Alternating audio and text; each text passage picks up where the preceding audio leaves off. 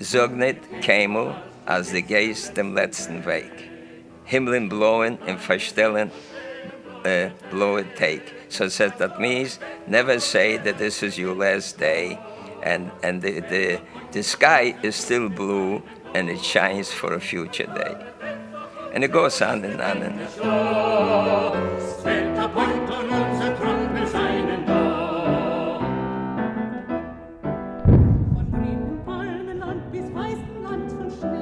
We're very fortunate in this community to have exposure to those people, because most communities throughout America don't get the opportunity to hear the stories and to be part in some small way of their lives and what they went through and how it impacted them and the Jewish community in general, you know. So we're very, very fortunate to have so many great people.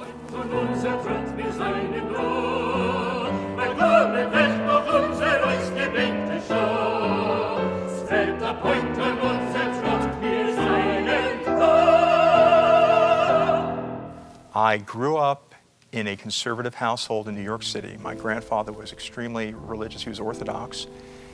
And some of my fondest memories growing up were in temple with him on Shabbat or during holidays, standing, sitting, davening next to him, and just spending that quiet time with him, watching him so devoutly immerse himself in something that was so meaningful and so basic to him. And in a way, even though I'm not Orthodox, a lot of that inner sense of feeling, I think, has carried on in me. And I hope that at least my children see some of that in me that I saw in him. That's right. I'm very blessed. I have 4 generations of my family are members here at the synagogue. That's why I think it's particularly important for me and why I focus a lot on the future of the synagogue and the school, primarily because I want this to be a place where not only my grandchildren and my great-grandchildren and of course my children can come and use this as a house of worship and a house of learning and also a place to socialize and to meet with fellow Jews, but for all of the future Jewish generations.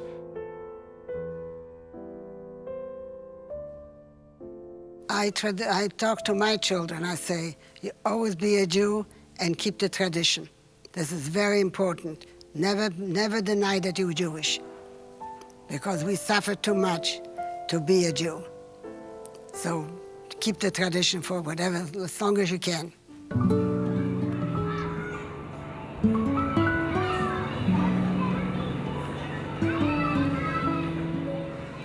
A few years after we have built the synagogue came a question of a school for the children. And since we were so family-oriented, we felt that we should do a school, a family school for the children so they can get Jewish education. And we believe that Jewish education should start from very early on.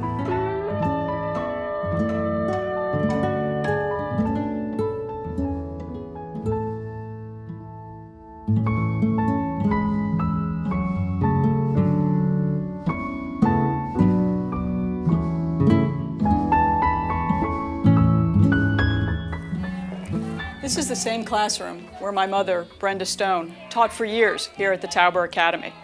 She first taught pre-K, and then after a few years, and she figured out how to get that right, she graduated to kindergarten. My mom taught here the same time my 3 children, Sydney, Chad, and Lindsay, attended the Tauber Academy. The Tauber Academy is the school that my husband and I decided to dedicate our lives to. We have both served on numerous committees and have given countless hours of our time. But we give our time with love. The Tauber Academy has taught our children how to light the Shabbos candles, about all the Jewish holidays, and about simple things like how to properly say the motzi. The Tauber Academy has meant the world to our family. The Tauber Academy has not only prepared our children to be good Jews, but more importantly, to be good citizens of the world.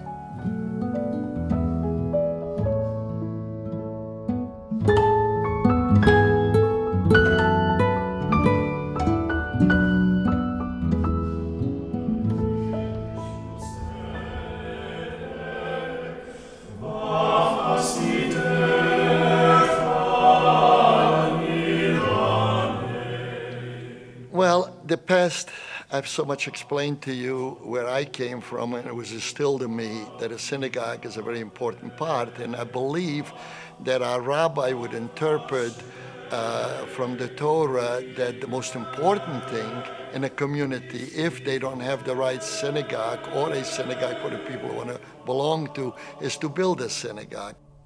Ki lekach tov natati lachem torati al tazovu eitz chaim למחזיקים בה ותומכי המאושר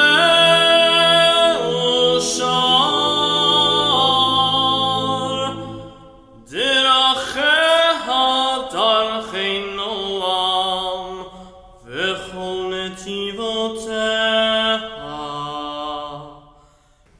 My message, of course, the synagogue, and the reason I was for building the synagogue and contributed a lot of money. Of course, people, other people built land and so forth, put it together, put a lot of effort into getting enough money to build the facility. And it gives me great pleasure because I think there's a lot of people. I'm not a religious person, and I spent the most expensive time in the world that I sit in the synagogue for what I give for. It runs me about $25,000 a minute. I think that was the cost.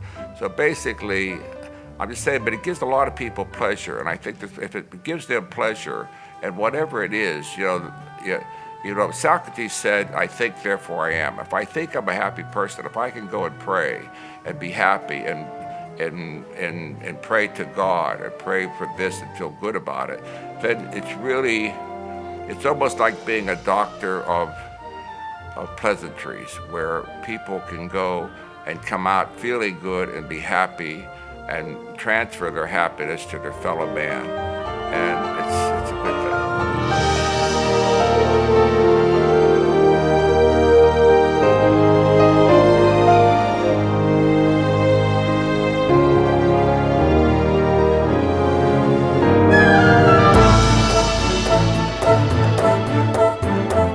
People here are so wonderful. They're like a family. It really is like a family.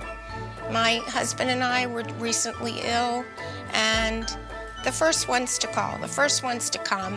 It's a place that is very comforting, very important in my life, in my husband's life.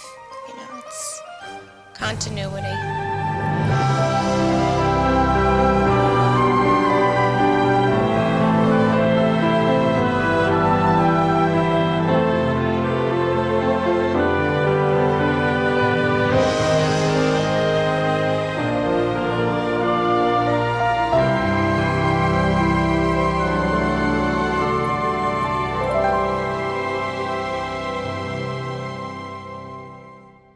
But, I come here and they're speaking Yiddish, and it reminds me of my parents, and I always think how, and a lot of them knew my parents.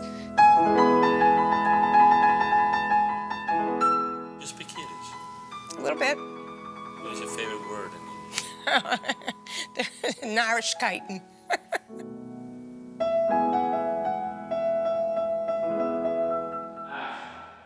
In the last 20 years, the Aventura Turnberry Jewish Center has become the focal point for Jewish life in Aventura.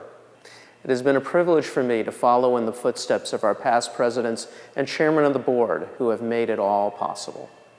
As you know, this synagogue is a combined effort, a unique place in America. I would like to take this opportunity to thank each and every one of you for your combined effort. As we look forward into the future, we see our children and our grandchildren continuing in the path of L'Dor V'Dor.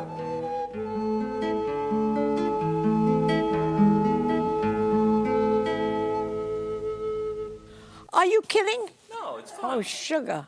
I won't be able to say We'll this. go like this. Take two. Take two. We'll might be taking 10. Yes. Okay. Where do we start? We'll start on Fridays. We'll start Friday. Okay, Shabbos starts for me on Friday when I light my candles and say thank you to God for all the wonderful things He has done for me.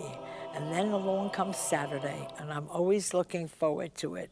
I'm eager to get dressed and go to shul, old-fashioned word for temple.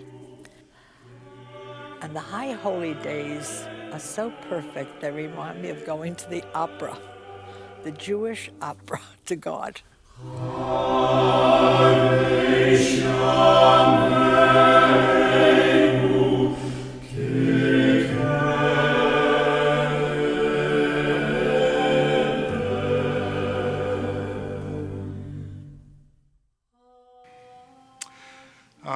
I think the thing that I pray most for is for peace.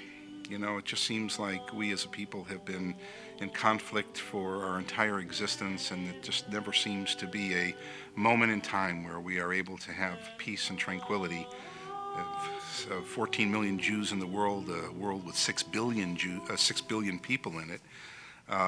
You would think that at some point in time we wouldn't be under the kind of scrutiny and pressure and criticism that we are, but it just seems in 5,000 years the Jews have been targeted, and I pray for there to be someday peace for the Jewish people.